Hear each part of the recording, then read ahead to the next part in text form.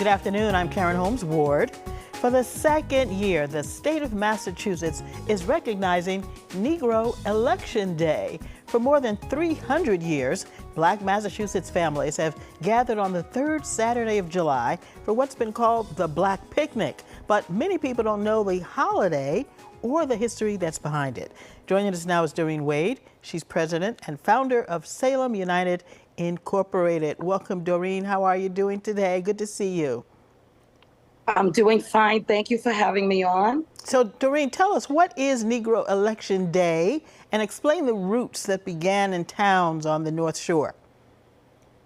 I sure will. But one exciting thing that I have recently found out is it not only on the North Shore, but it was actually in the Boston Common in 1693.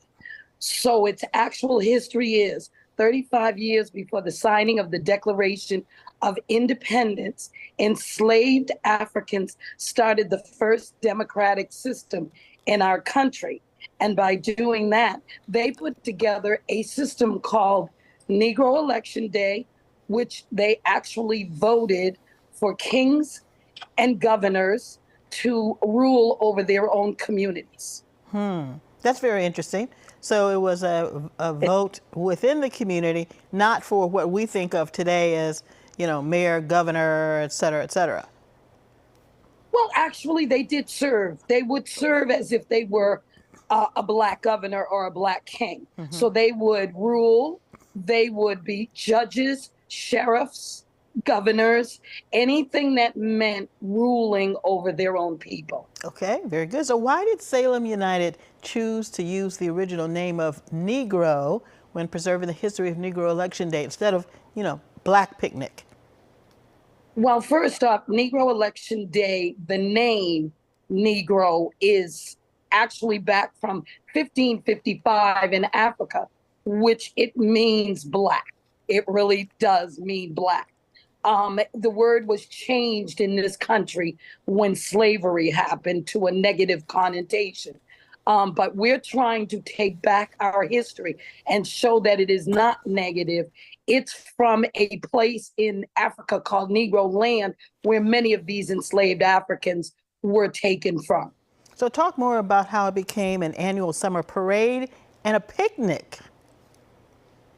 Well, the parade actually is its very beginning origin. It actually was part of the ancient and honorary auxiliary company. These black kings and governors would march with these men on election day. At some point, it separated and became its own Negro Election Day. So basically, we do the parade. The parade is to welcome, the history of the parade is to welcome black kings and black governors to their court and to their community. So we maintained that parade. And then the second part was the festival is the coronation. So it's had many name changes over the years, symbolizing what we were at that particular time. So at one time, the churches took it over. At one time, maids took it over. At one time, we were called colored people. So they called it the Colored People's Picnic. But we took away the name picnic because we want to signify what the actual history means and what it stands for. And it's also relevant to today because as we see, there are many parts of voter suppression going on today. So we're trying to teach young people and even older people the significance of the vote. All right, and the event wasn't always held in Salem. It was moved around. Why was it moved? It was actually in Saugus first, on the Saugus River by a man named Black King Pompey, one of the first Black kings or governors in the North Shore. And as I said, it was also celebrated on the Boston Common until 1831. It's been in Marblehead with Black King Joe. It's been in Danvers. It moved to Salem, I would say, in 1790. And it was also practiced during World War II in a prison called Great called Dartmoor Prison.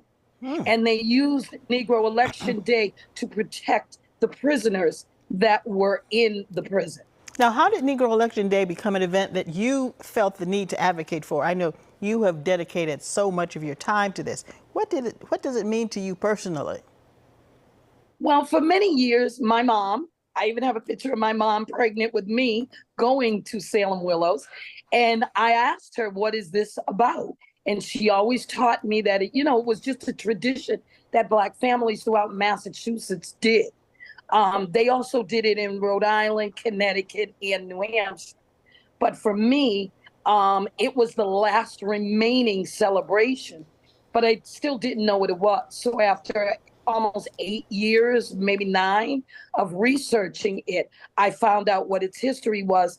So my ancestry goes back to 1600 right here in Massachusetts. So my family has always been a part of it over generations and generations. So that's why it means something to me, because I want to leave a legacy for young people Doreen, today. I have to say, in large part to your efforts, Governor Baker officially recognized Negro Election Day in 2022. Why is the state recognition of Negro Election Day taking so long? Why did it take so long? Sure. Because nobody wants the history of slavery constantly as a reminder. And with this history, it is still a reminder that people were enslaved. We were intelligent, but we were still enslaved. So it took a lot for Governor Baker to actually sign that bill and pass it into law. I went through an awful lot of verifying and different things, but he finally did do it, and I'm glad that he did it. Well, I'd Doreen, like to see thank people. Thank you for your diligence and perseverance in this, and thank you for joining us again to tell us about Negro Election Day. Everybody, this year the official celebration is happening this Saturday. The parade begins at noon on Concord Street in Salem and ends at Willows Park. It's followed by a flag raising at 1:30, live performances, and a family festival.